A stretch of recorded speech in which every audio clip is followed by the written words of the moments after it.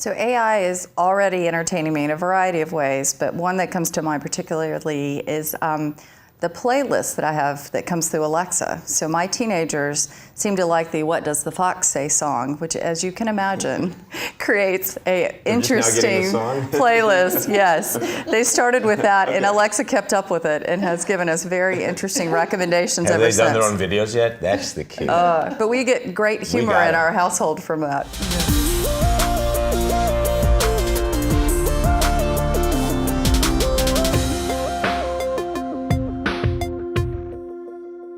Would you agree that it's accelerating in terms of its transformation?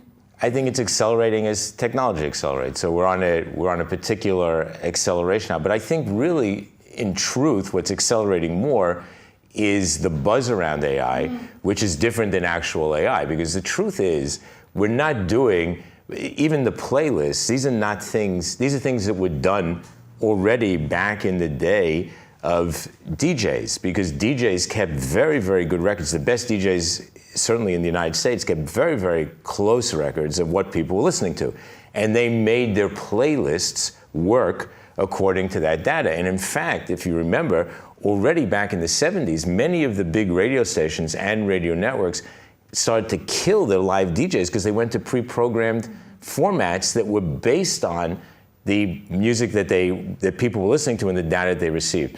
So I think again, it's more that we've started to talk about it in popular business as opposed to it being down here amongst some aficionados who understood data. We now talk about it as mainstream. But I believe that in fact it's always been there, and the acceleration has always kept pace with the technology. So.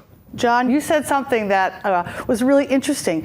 You said you thought that AI would force the industry to be even more creative, to take it to the next level. I'm misquoting you slightly. Yeah, no, it's the right point. I mean, it's and you're right. I mean, we're in a creative business. We're here to creative week of Cannes, and I think, there could be some creative types that are scared because, I mean, when you see that AI can create and write a report about a baseball game on a Friday night just as easily as a beat reporter. They can take facts and information, and if you take that beat reporter's report about a baseball game on a Friday night, and you think about it, we know the weather, the statistics, who won, how it was played, grab a quote.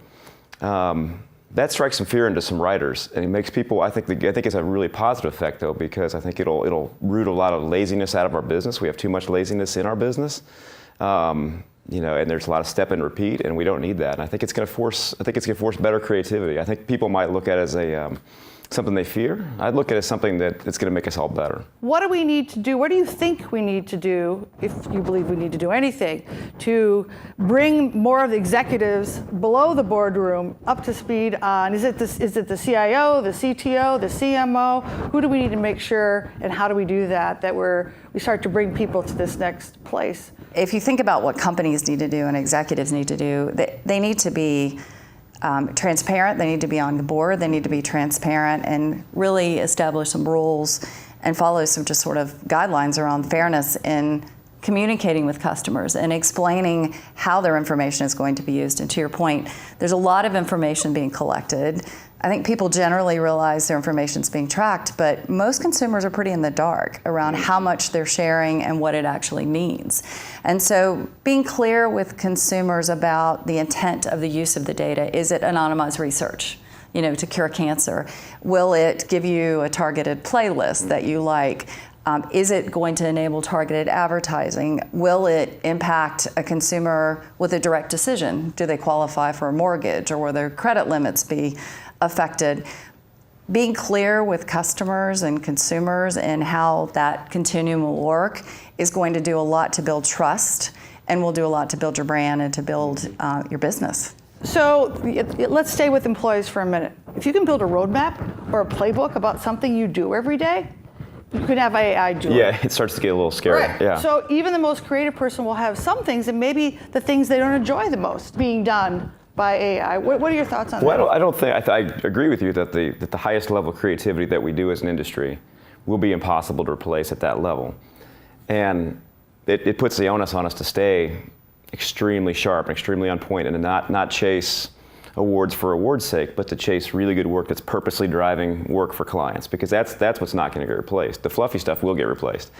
But so I don't think it'll get replaced. I think the danger is if the effectiveness gap between what AI can do and what that really imaginative, amazing creative can do, while that will never be replaced, if the effectiveness gap shrinks too much, I do fear that somebody would make a decision that, yeah, that's better, but it's not that much better. And so that's, right. I think we got to go here with what we're going to do, which back to the point earlier, I think it'll force our industry to be, it's all about talent in what we do, and it'll force us to be more talented, it'll force us to recognize talent better, and the effects are going to be positive, but there's a fear layer there before we get there.